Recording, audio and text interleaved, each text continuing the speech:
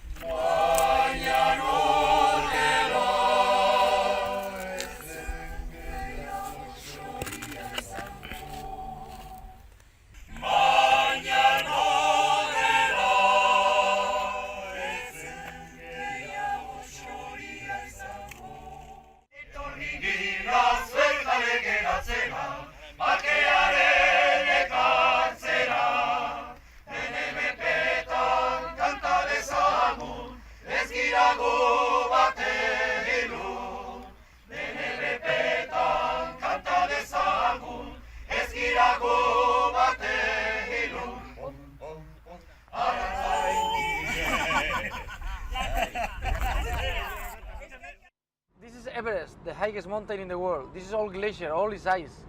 This is almost 2 months ago. This is me, you see how many clothes we have. The world is so beautiful.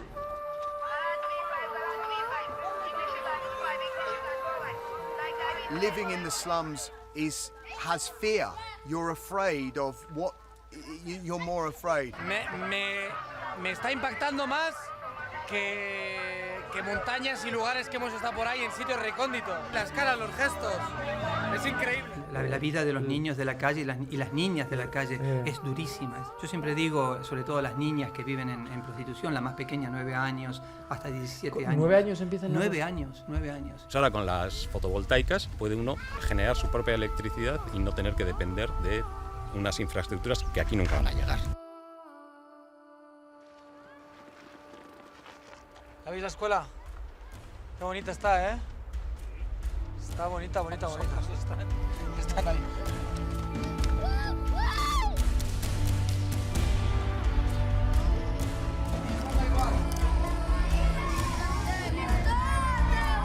Now we are in the moment that we will switch on the lights in the school. ¡Wow! Con ilusión, con ganas de tener la instalación montada. No por el sufrimiento que nos espera, sino por tenerlo ya todo hecho y que la gente lo vea también, ¿no? We were praying for solar, so it's a miracle, really.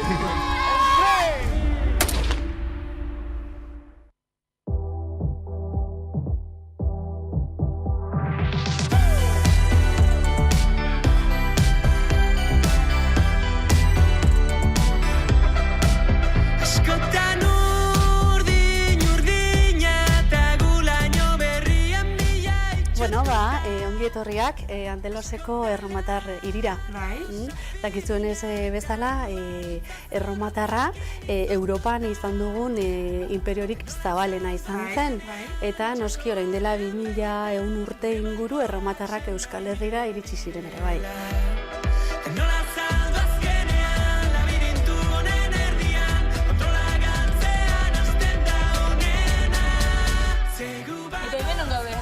Artasoko zerkoan.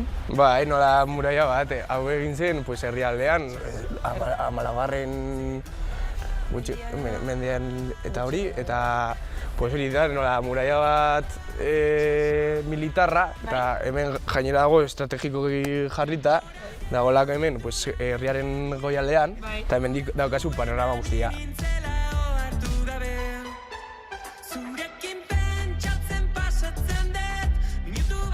Behintzat nik ikusten diot simbolismo berezia plazari. Euskararen inguruan egin ditugun ekintzak urtetan zehar, askotan hemen antolatu ditugulako, eta gero udal mailan euskararloan eman diren aurrera pausuak edo, hori, plaza honetan udala den eraikin horretan eman direlako.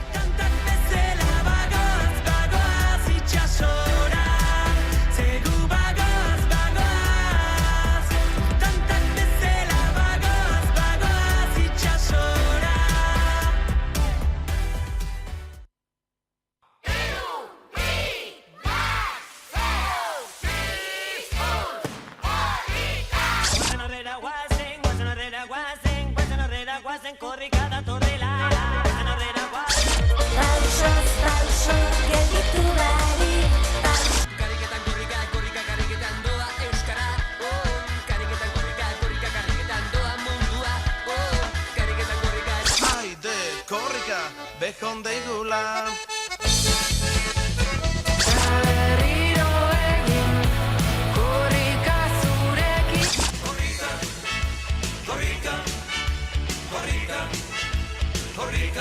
Euskal Herria korrika dirula gure ritmoran korrika, gure ritmoran korrika, bi korrika, milaka korrikari Euskal Herri guztietan deno bai euskarari bat korrika, bi korrika, milaka korrikari Euskal Herri guztietan deno bai euskarari. Korrikako azken edizioa amaitu zen tokia aukeratu dute agertoki bezala, hasierako eguneko jaia aurkezteko. 3 egun besterik ez dira falta urtebeteko atzerapenaren ondorioz eta giroan zirrara eta emozioa dira nagusi. Ostegunean abiatuko da 22. korrika Amurriotik eta apirilaren 10 bitartean Euskal Herria zeharkatu eta Donostian amaituko da. Hasierako eguneko aurkezpena egin dute goizean Gasteizen aurreko korrika amaitu zen toki berean, hots San Miguel Elizako balkoian. AEKaren eta korrikaren arduradunak Amurrioko udaleko ordezkariak eta hasiera eguneko zenbait protagonista izan dira bertan, osteguneko jaiaren nondik norakoak azaltzen. AEKak korrikaren ostean ere lanean jarraituko duela azpimarratu du.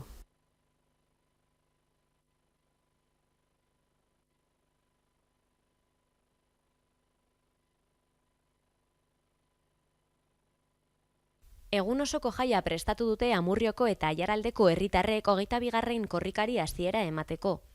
Txupinazoak eta kale animazioak girotuko dute Amurrio eta goizean hainbat ekimenek alaituko dute eguna eguerdiaren aurretik. Plazan izango da hasiera ekitaldia 4:00 aurrera kaitina jende gidatuta eta neomak taldearen parte hartzearekin. Ondoren, mezua lekuko barruan sartuta, lehen kilometro Amurrioko AEK euskaltegiko 6 irakasleek egingo dute. Horren arira, korrikako antolakuntzatik Amurrioko euskaltegien lana azpimarratu dute. Herrian ere, ibilbide oparo egin du eta egiten ari da Amurrioko AEKak. Ostegunean, euskaltegiaren lan horretan jarriko dugu azpimarra. Zeinen ederra izango den eguzkizpiak zure itzala belarretan marrazten usu bat larrunen garagardo bat zerura eroritakoen omenez ederra izango den eguzkizpiak zure itzala belarretan marrazten usu bat larrunen garagardo bat zerura eroritakoen omenez.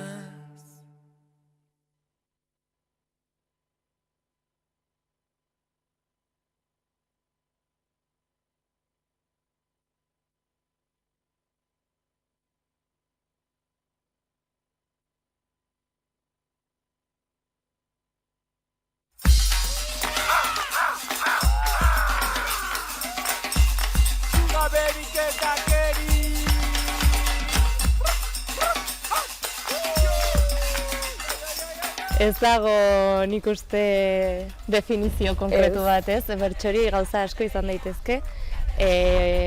Zorionez gauza asko barne biltzen ditu, oso zabala da, oso agoegikorra. Eta, bueno, bai badu bertso txapelketa formatua, baina, eta baditu bere ezaugarriak, baina, bueno, nolabait irekia ere bada, Bai. ez? Berez jendea elkartzeko eta gutxi gora bera ikasleen giroa eta giro euskalduna sustatzeko. Bai, batez ere hori ikasle euskaldun bertsozale ingurune hori saretzeko aitzakia bat bada bertsori eta bueno, ondo pasatzeko eskusa. Bai, ondo pasatzeko eskusa eta bertsolari hasi berriei plaza bat aitortzeko leku eroso bat eta informal bat aitortzeko parada ere bada, beraz, bueno, nahi den guztia izan daiteke bertsori. Horrek ere zergati asko. Bai, bertso hori. Bai, hor interpretazio asko egon daitezke. Hartu nahi genuen hasteko Gasteizeko bertsokatu ekimenari tiraka oraindik ere animalia batekin lotu nahi genuen egitasmoa, ba, nolabait, konstiente garelako oso ekimen antzekoa dela eta korrelazio bat gordetzeko. Bueno, gero txori eta bertso erdiko intzidentzia ortografikoa izateak lagundu zuen. Eta hori koloreak. Eta hori kolorea karteletan ikusten da adibidez. Asko erabili dugu. Horrek badu zergati bat. Ikusiko duzu. Bai, horrek badu zergati bat. Finalera doanak ikusiko du zergati hori zein den.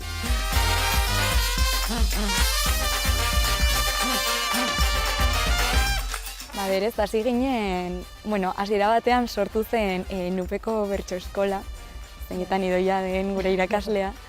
Eta horren harira egun ginen hausnartzen eta pentsatzen adibidez Gasteizen badago bertxokatu eta alakoak, baina Iruñan ez dago alakorik. Eta giroa edo eskakizun hori berez egon bazegoen. Orduan horri tiraka hasi zen pixkat. Nik gogoratzen dut halako ideia zoro eta beroaldian sortutako ideia bat bezala, gero oso forma polita hartu duena. Beraz, batean sortutako zerbait, baina, eta mimoarekin eta azkenean eta azkenean oso ongi atera dena, oso harrera ona izaten ari da. Hori, Jonek esan duen bezala Nupeko bertso eskola sortu zen, eta Nupeko bertso eskolan jendea oso motivaturik zegoen, eta hoiei plaza bat eskaintzea nik uste dut izan dela helburu nagusia tanteatzeko haiek nola dauden eta nola sentitzen diren, eta jende aurrean estrenatzeko. Gero bestetik ikasle giro euskaldun eta bertso zalearentzat elkargune bat osatzea ere izan da helburua, eta Iruñan bagarela eta bagaudela aldarrikatzea, ikusaraztea.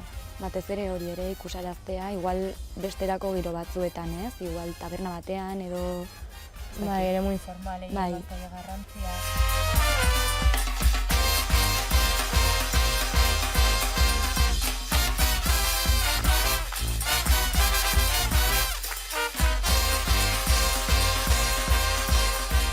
Hiru saiotan antolatu dugu txapelketa, 3 saio eta finala.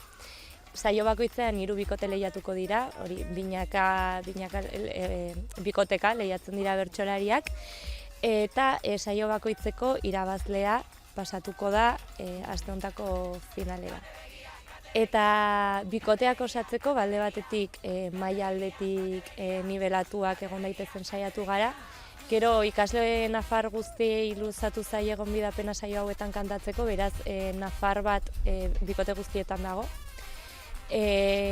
Lurraldetasun aldetik oreka bat bilatzen ahalegindu gara ere bai, eta genero aldetik ere 18 parte hartzaile gaude, 9 neska eta 9 mutil. Orduan, bai saioei, bai parte hartzaileei eta bai bikotei horien guztien arteko oreka bat ematen ahalegindu gara. Eta gero ja finala ez dago gure esku, orduan sailkatzen direnek ikusiko dugu. Hori da.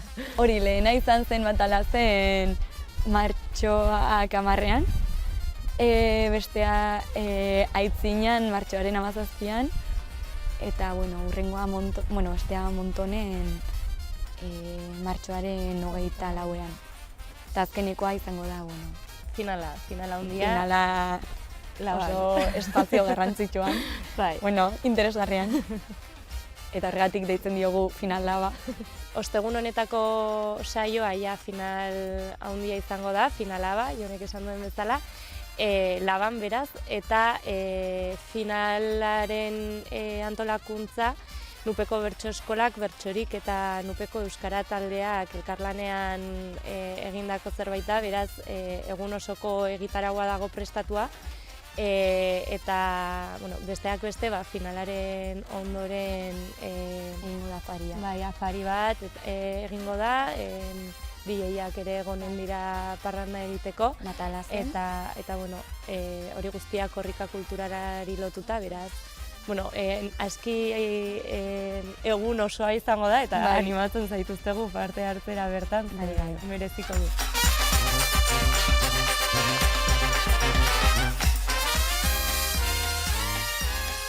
Pandemiak eragindako egoera eta haren bilakaera dela eta Arabako Bertsozale Elkarteak 2022ko Arabako Bertsolari Txapelketa udaberrira atzeratuko zuela iragarri zuen abenduan.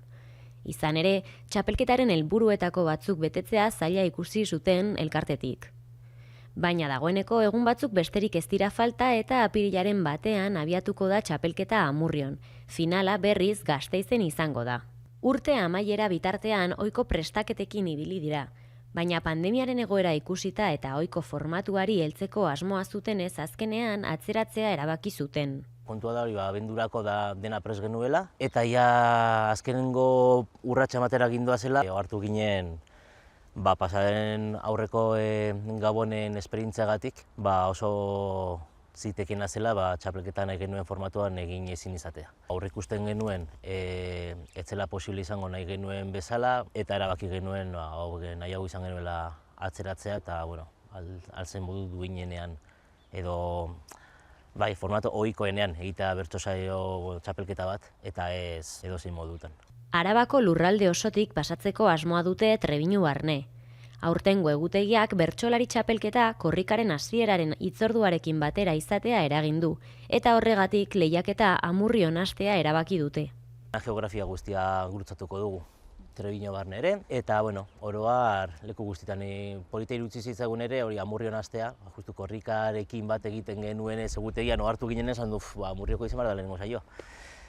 Eta justu korrikasi da horrengo egunera, hasiko dugu Arabako gure bertso abentura ere Amurrion bertan. Kulturak sekulako ostikoa jaso du pandemiaren eraginez, eta bertsolaritzan ere bereziki nabaria izan da. Musukoaren derrigorrezko erabilera izan da bertsolariek gehien igarri duten aldaketa saioetan.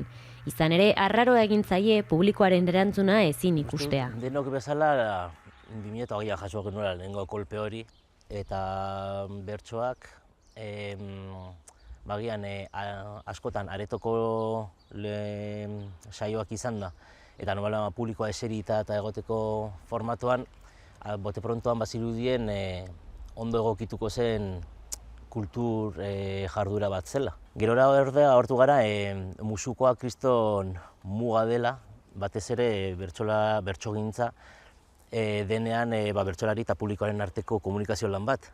Eta ez duzunean publikoaren erantzun hori, bertsolariek esaten zuten oso arrara zuela.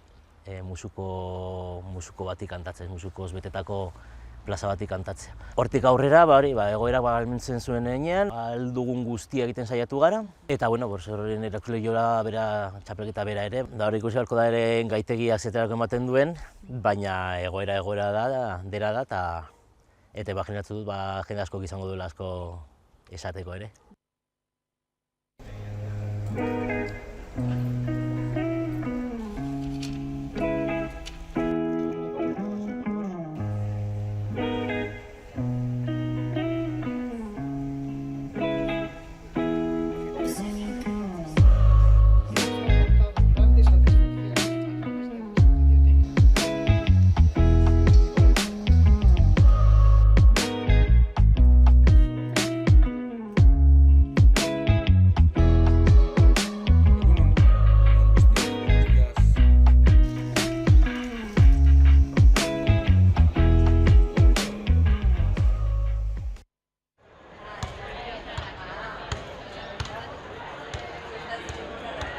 Eguraldi apartak lagunduta giro ederra sortu da hemen Oiartzunen, jendetza bildu da hemen guk azokan udaberriko azokan, eta bertan 21 postu jarri dituzte bertako ekoizle zein artisauek.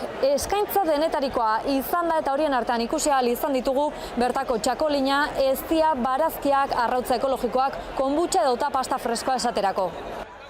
Udalak badaka estrategia bat, pixka bat elikadura burujabetza eta lehendabiziko sektorian inguruan, eta pixkat estrategia horren baitan ikusten genuen bazola behar bat herriko ekoizliak bai behaien artean saretzeko, elkar ezautzeko, utxune bat bazeolako, eta beste alde batetikan ekoizle horiek baita ere herritarrakin harremana eta komunikazioa edukitzeko, Orduan, hasi ginen bilera batzuk iten ekoizliakin eta tartean baita ere herritar edo kontsumitzaile batzuk egon zingukin lanian, pixkat hori nola egin genezaken pentsatzeko.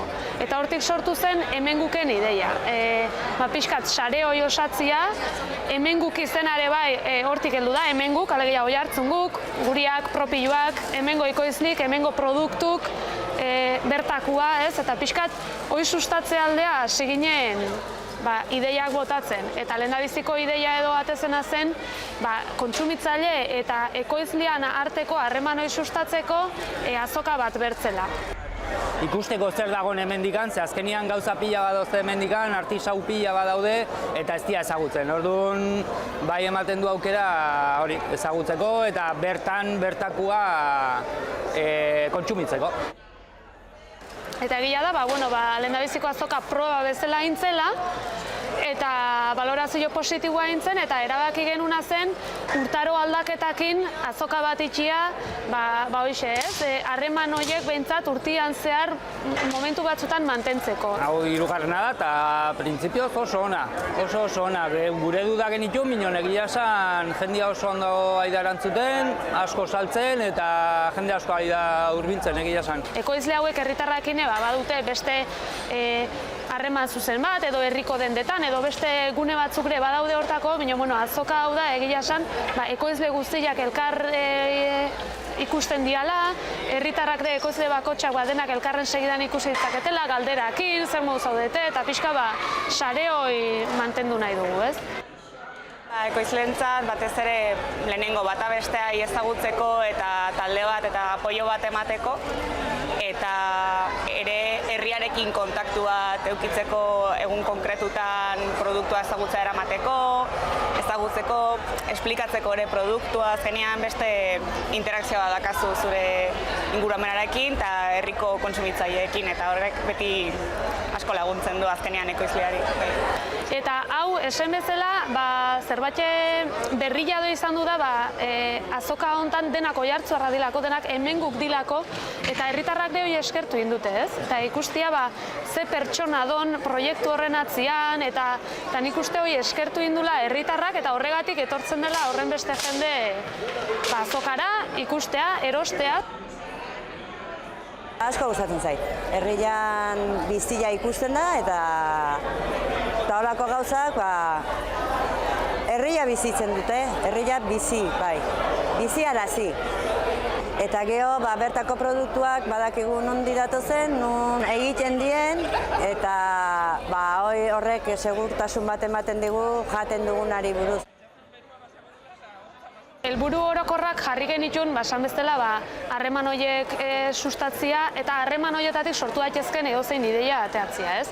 Hemenguk bea izena sortu genunean logo batekin sortu genuen, eta logo hori sortzeko momentuan buruan genuen marka bat edo izatia, identifikagarria, edo dendara juten zeanin edo jakiteko hoi dela Oiartzungo hemengo produktu bat, edo gida bat non jasoko dian hemengo produktore guztian datuak, non eskuratu ditzakegun produktuak, informazio guztia, orduan, hau hasi besteik ez da hain, ez? Gero, ideiak asko daude, oso lanildo desberdinetakoak, eta pixkanaka hasi ga. Esan bezala, harremanan hasieran gaudelako, eta guenik elkar ezautzen nahi galako, ez? Nik uste hori dela garrantzitsuna, ez? Jendia goguak indola, eta horrek irekitzen digu bide bat aurrea behira.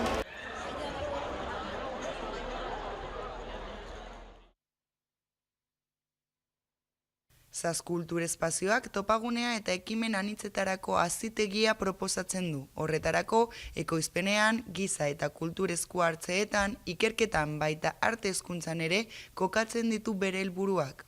Bueno, pues Zazkultur es un espacio gestionado por artistas de aquí, de Gasteiz, y nuestro objetivo es que todos los jueves suceda algo sobre arte contemporáneo en nuestro espacio. En el espacio de la galería ahora mismo tenemos una exposición de Miriam Isasi, que nos ha traído una parte de todo el conjunto de obra. Oraingoan Arbosa Telebista 2 proposamen artistikoa inauguratu du. Gasteizko San Antonen parantzan aurki dezakegun erakusleio berri bat hain zuzen ere. Proiektu horrek Julio Arbosa Gasteizko artistaren lanari jarraipena ematen dio. laurogeitako eta laurogeita hamarreko hamarkadetan sortzaile polifazetikoak egunero idazten zituen mezuak bere tailerreko erakusleioko telebistetan. Horietako batzuk proiektuaren lehenengo edizioak Arbosa telebistak biltzen zituen. Arbosa 2 erakusleio proiektu honen helburua batez ere da lehenengo parteari jarraia ematea. Hau da, lehenengo partean Arbosaren lelo eta paper originalak hartu genituen eta eguneratu genituen esaldi horiek. Oraingoan eman nahi genion bueltatxo bat eta jendeari eskatu diogu hainbat lelo edo esaldi prestatzea eta Arbosak zuen ideia hori egunaratzea. Denetarikoak. Igual, faltan botatzen dugu aktualitateari buruzko gauzak batez ere eta kontuan izanik gaurko egoera orokorrean nola dagoen. Baina, bueno, gauza, simpatikoak eta desberdina daude, bai, denetarikoa. Nahi duena, gure helbide postalera bidali dezake, laboratoriozaz, horrela idatzita, @gmail.com, eta ara bidali. Asuntoan ipini Arbosarako esaldia edo halako zerbait, eta ara bidali dezake bere esaldia edo leloa edo nahi duena, edo pentsamendua, edo ez da izan behar poesia bat, edo nahi duena. Inauguratu duten erakusleioan, espazioan joan den hilean antolatu zituzten errotulazio eta pentsamendu tailerretan sortu ziren mezuak ikusiko ditugu. Gainera, Zaz Kulturek aukera ematen du edozein herritarrek proiektuan parte hartzeko bere zaldia aukeratuz.